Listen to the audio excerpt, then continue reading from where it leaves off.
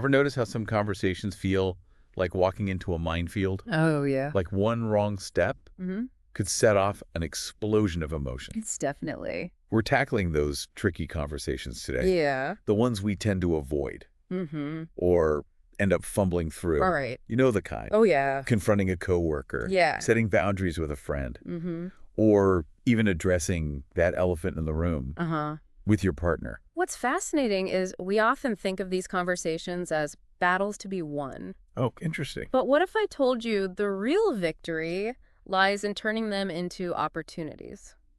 Okay. For growth. I like that. Not just surviving, Yeah. but actually learning and strengthening relationships through them. Okay. That's a perspective shift I think we could all use. So where do we even begin to reframe these dreaded conversations? Well, the first step might surprise you. Okay. It's all about understanding the battlefield Interesting. that exists inside our own minds. Oh, wow. Yeah. Defensiveness. And even our own brains can set us up for failure Really? before we even utter a word. So it's like we're our own worst enemy going into these conversations. Exactly. I'm intrigued, but also a little terrified. Think of it this way. Okay. Our brains are wired to protect us, Right.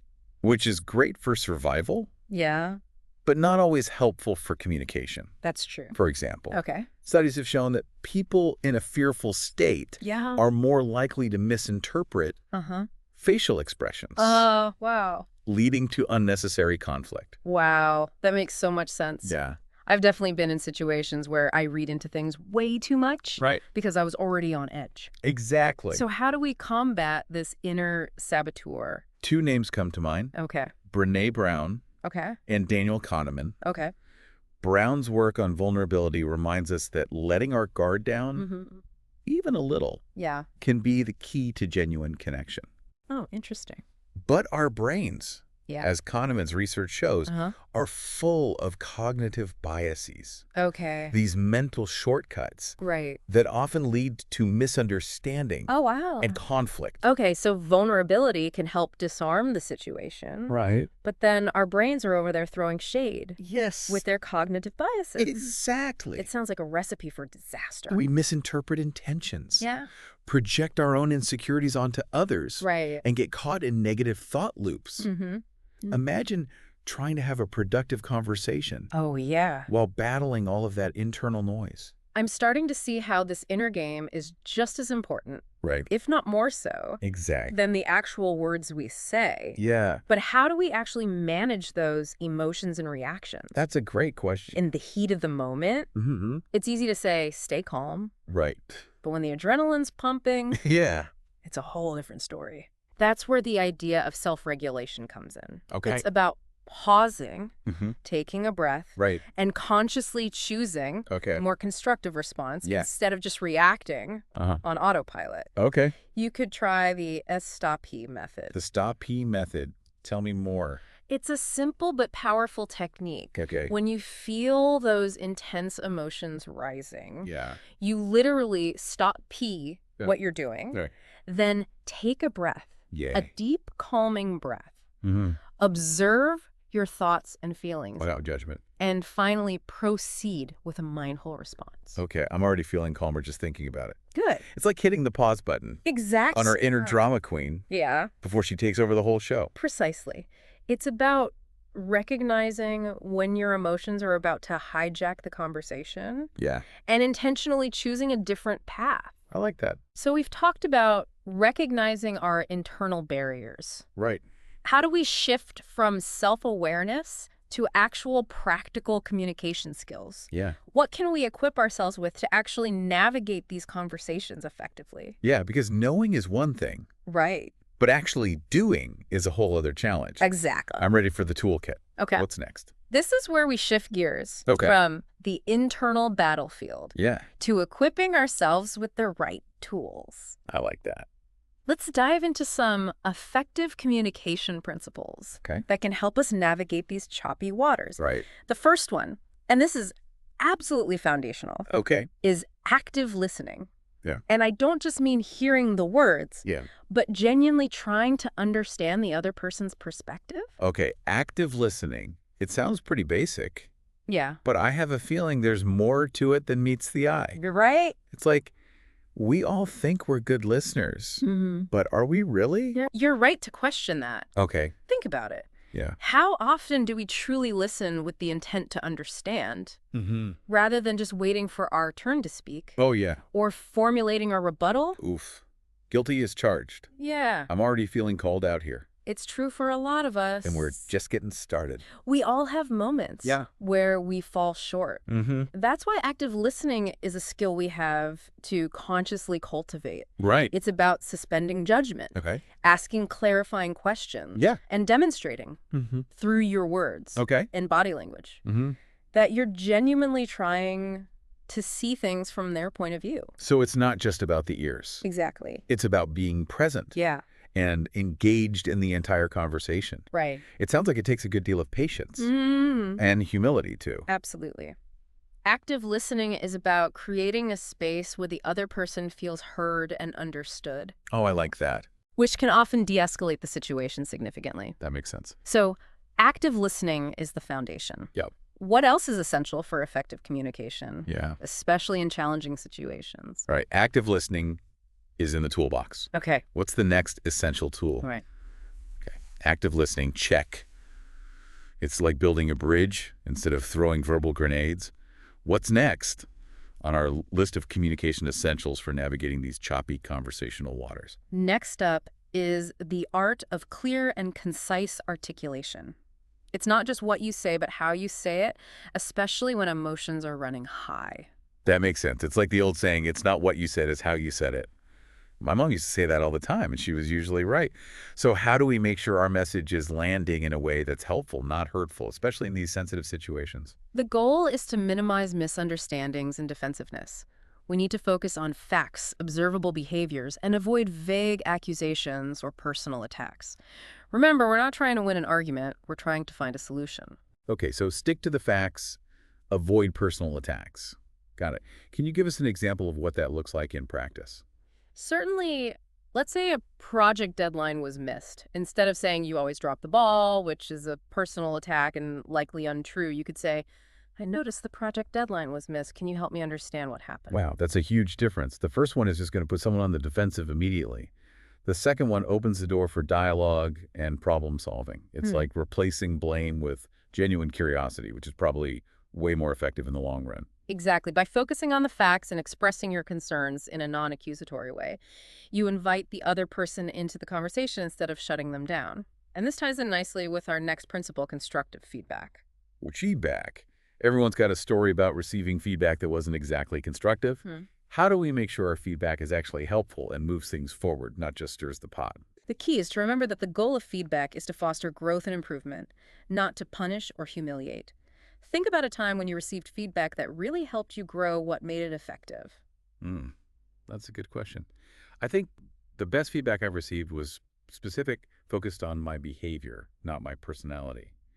And it offered suggestions for improvement, not just criticism. It felt like the person genuinely wanted to help me succeed. You're hitting on all the key points first. Yeah. You need to establish a foundation of trust and respect. If the other person doesn't feel safe, they're not going to be receptive to your feedback, no matter how well-intentioned it is.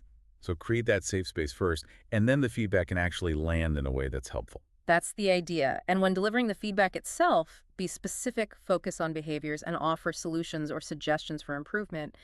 Don't just point out what went wrong, but offer a path forward. So not just you messed up, but here's what I observed. Here's how I think it impacted things, and here's some ideas for how we can approach this differently next time. Exactly. It's about being a partner in their growth, not a judge and jury. Okay, so we've got active listening, clear communication, constructive feedback.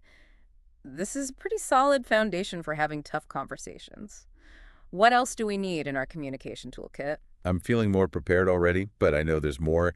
What other tools do we need to master? Right. We've covered a lot of ground here. Active listening, clear communication, constructive feedback. It's like we're building a whole arsenal of communication tools. Right. But even with the best tools, I think there's a part of us that wants to avoid these tough conversations altogether. Oh, yeah. It's like, can't we all just get along and pretend everything's fine? It's tempting to bury our heads in the sand, but avoiding conflict rarely makes things better. In fact, it often allows small issues to fester and grow into much bigger problems down the road. So running away is not an option. You know, What's the alternative then? How do we shift our mindset to actually embrace these conversations, or at least not dread them so much? It starts with recognizing that difficult conversations are an inevitable part of life, and they can actually be incredibly valuable opportunities for growth and deeper connection. Think of it this way. Each conversation is a chance to understand ourselves and others better. I like that reframing it. It's not about avoiding the tough stuff. It's about learning to navigate it in a way that strengthens relationships and creates positive change. Mm. But let's be real, it's still easier said than done. Mhm. Are there any other tools we can add to our arsenal to make these conversations less daunting? Absolutely. The next tool might seem counterintuitive, but it's incredibly powerful: setting boundaries. Okay, boundaries. Yeah. I can see how that could be a game changer, especially in high-stakes conversations. But isn't setting boundaries sometimes perceived as uncaring, especially in a work environment where you're expected to be a team player? Sure. That's a great question. It's all about how you communicate those boundaries. It's not about shutting people down. It's about creating healthy and sustainable relationships, for example. Yeah. You might say, I really want to hear your perspective on this, but I need a few minutes to gather my thoughts. Can we circle back in an hour? Huh. So it's about acknowledging their needs while also honoring your own. That makes sense.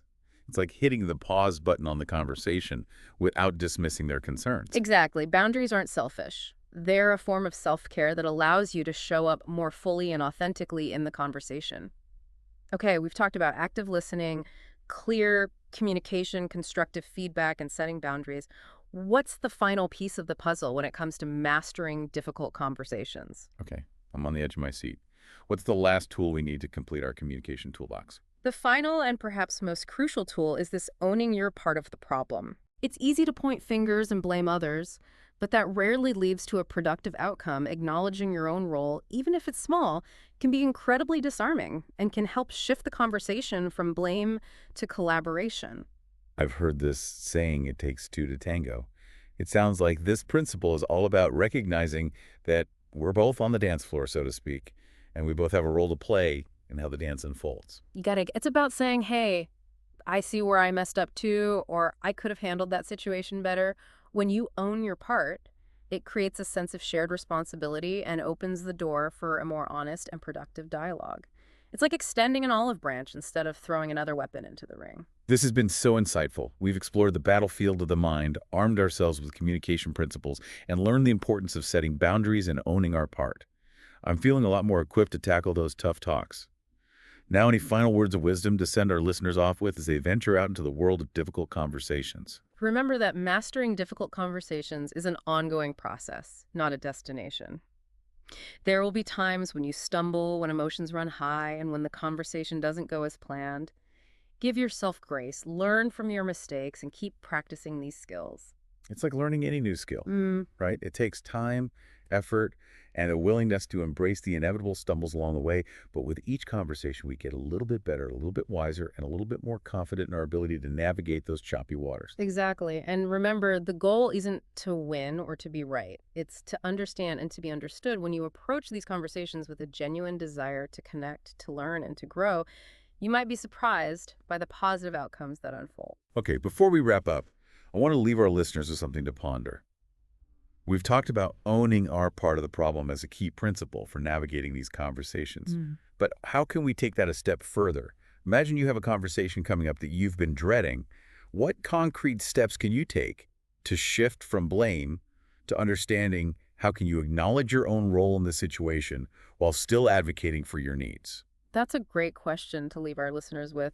Remember, difficult conversations are a part of life, but they don't have to be destructive with the right tools and mindset.